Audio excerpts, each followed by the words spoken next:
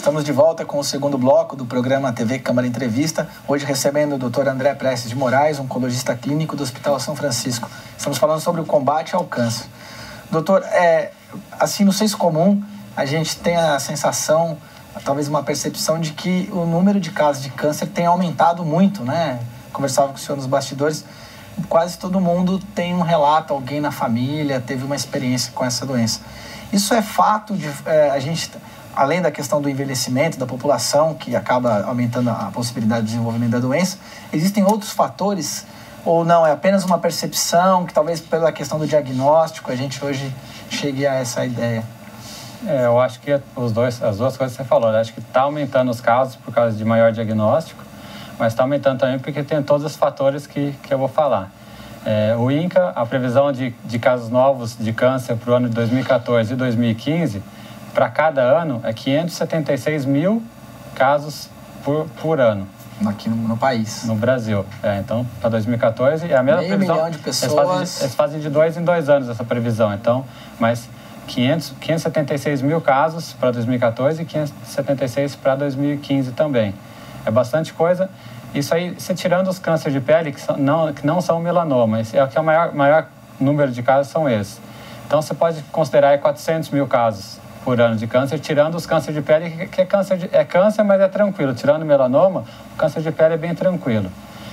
Os fatores, como a pessoa está envelhecendo cada vez mais, e a gente está vivendo mesmo mais, que a gente tem medicina para isso, muito mais que anteriormente, a pessoa envelhecendo, ela dificulta os reparos aos danos do DNA e se aumenta a chance de ter câncer. Então, a pessoa envelhecendo, você já aumenta o número de casos de câncer. Fora os outros fatores que são bastante explícitos que causam o câncer, né? O tabagismo, que tem que combater, não tem jeito, que causa mesmo câncer. O etilismo, a falta de exercício, que as pessoas ultimamente têm deixado de praticar exercícios, hábitos saudáveis por conta de trabalho. As demandas aí da vida moderna. Do dia a dia, que antigamente acho que era um pouquinho menos do que isso. Alimentação é bastante importante. Fora outros que daí são de cada caso, cada câncer tem uma peculiaridade, né? Mas o principal são esses. Então, você acaba tendo muito mais casos mesmo. E acaba também não tendo diagnóstico precoce e cada vez morrendo mais por causa disso também. Tem uma previsão que a gente vai ter, daqui a 10 anos, muito mais casos de câncer, de morte por câncer, do que dos casos cardiovasculares, de infarto, de AVC e assim por diante. Por causa desse aumento do número e falta de diagnóstico tardio, acaba o paciente morrendo por causa disso, né? E muitos falam, o senhor falou aí da alimentação, né? A má alimentação, os hábitos de vida, o estresse, isso tudo são fatores de risco para... Também se fala que a comida hoje tem agrotóxico, a comida industrializada. Isso de fato é científico, é provado ou é mais uma percepção? A alimentação é provado. A alimentação rica em gordura animal, carne vermelha, isso aí. Esse ano foi em Chicago e eles tiveram um estudo que eles acompanharam. Isso aí tem certeza que a carne vermelha, ela faz mal, ela aumenta muito a chance de ter câncer. Principalmente os cânceres do trato gastrointestinal e de próstata. Por conta de manipulação, de infecção e por causa da gordura mesmo. Os outros alimentos, a gente tem certeza que ingerindo bastante fibra, a fibra auxilia no combate ao câncer. Os líquidos também, então evitar ao máximo bebida alcoólica e ingerir bastante líquido, isso aumenta a depuração de toxinas. E tem as partes dos licopenos, de ômega 3, tem bastante coisa em cima disso aí, mas certeza absoluta é difícil falar sobre isso, porque você tem que pegar uma população e acompanhar aquela população, e é difícil você dar só ômega 3, dar só licopeno, dar só vitamina, entendeu? Então, são coisas que vale a pena você ingerir, mas que é certeza que só aquilo vai ajudar, não. Mas tendo uma dieta saudável, rica em fibra, com bastante alimentação, acho que a dieta é bastante importante, sim. E é possível que uma pessoa que tenha uma dieta, que se preocupe com a sua qualidade de vida, pratique exercício e mesmo assim venha a desenvolver um câncer? E é possível isso? Tem casos. Fatores genéticos? Fator genético para câncer é mais... Tem uns fatos isolados, para câncer de cólon, para câncer de mama, mas é uma porcentagem muito menor. Então, você vê a parte hereditária do câncer mesmo, no adulto que eu trato, não nos infantis, mas nos adultos, é pouca porcentagem a parte genética mesmo. Tem alguns casos que são genéticos, mas a maior parte é por mutação mesmo, por dano no DNA que não foi reparado, né? Então, essa pessoa aí que vive dentro desse equilíbrio também é possível. Existe um fator aí. Infelizmente tem, que às vezes você tem algum dano e aí você não consegue reparar e acaba tendo tumor. Mas claro que é muito menor a chance dela ter do que as outras que não tomam o mesmo cuidado, né? O senhor falou dos cânceres. Qual é o plural de câncer, doutor? Cânceres de pele, como são no Brasil, talvez é o maior tipo, né? Que ocorre. No mundo inteiro. No mundo todo. Existem alguns outros? Existe um ranking disso, os mais comuns? Existe para cada tipo de população também. População desenvolvida ou em desenvolvimento. Aqui no Brasil a gente tem, como são um país em desenvolvimento, mas a parte do Sudeste, do Sul, consegue meio que se igualar com a parte dos países em desenvolvimento. Por exemplo, nos homens, tendo uma estatística para a gente aqui, o maior número, tirando os cânceres de pele não melanoma, é próstata, né? Disparado próstata. Isso aí tem uma média de 70 casos para cada 100 mil habitantes.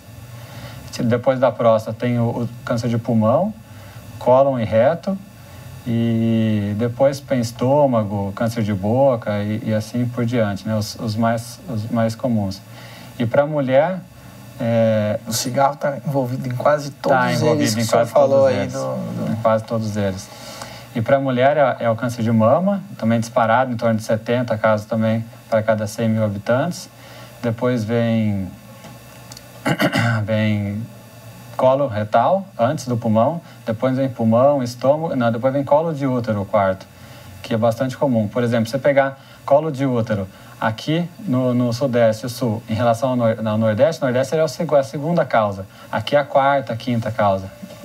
Em número de câncer, tem entendeu? Esses fatores também. Então, no Nordeste você tem muito mais câncer de colo de útero do que aqui. E os países que você tem maior consumo, aí você compara Japão, tem muito mais estômago, aí varia, mas no geral é isso daí. É próstata para homem, disparado, e mama para mulher, disparado.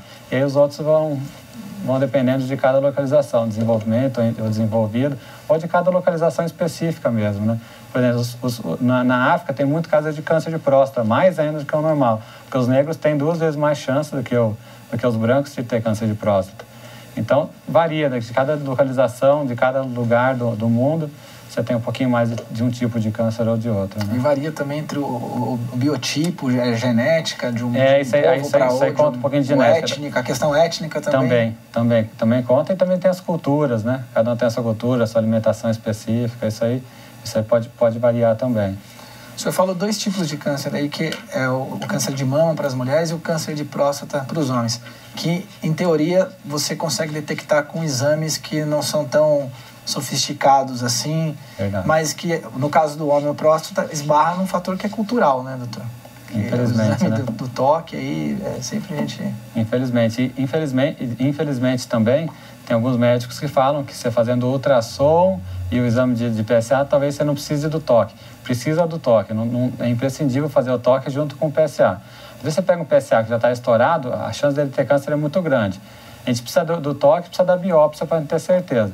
Mas o toque você consegue perceber o nódulo, e aí você consegue ver se o nódulo é mais fibroelástico, mais molinho, mais maleável, ou se é um toque duro mesmo, um nódulo duro. Isso aí, o urologista que é especialista nisso, ele consegue já determinar com bastante precisão a chance de ser ou não um tumor, entendeu? Então tem que fazer o toque, tem que fazer o PSA.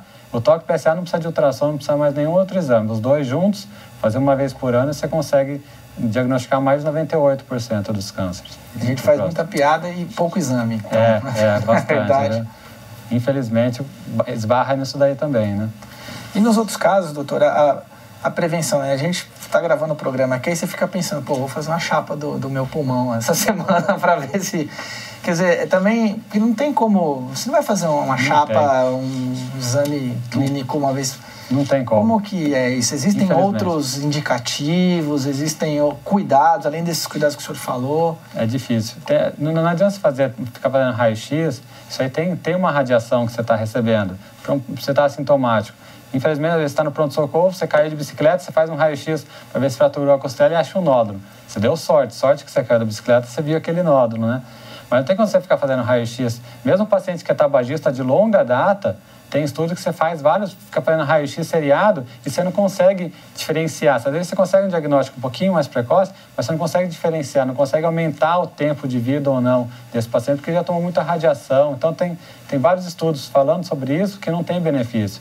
Infelizmente, não tem. Você sentiu alguma coisa, você é tabagista, você teve algum sintoma, teve uma tosse com um pouquinho de sangue, ou começou a ter mais falta de ar. O tabagista por si só já tem a tosse, né? Já fica difícil.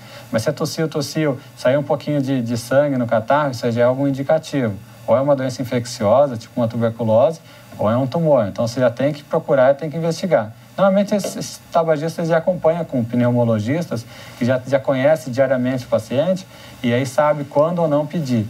Mas ficar pedindo seriado, raio-x, essas coisas, não tem porquê. Doutor, e como tem sido...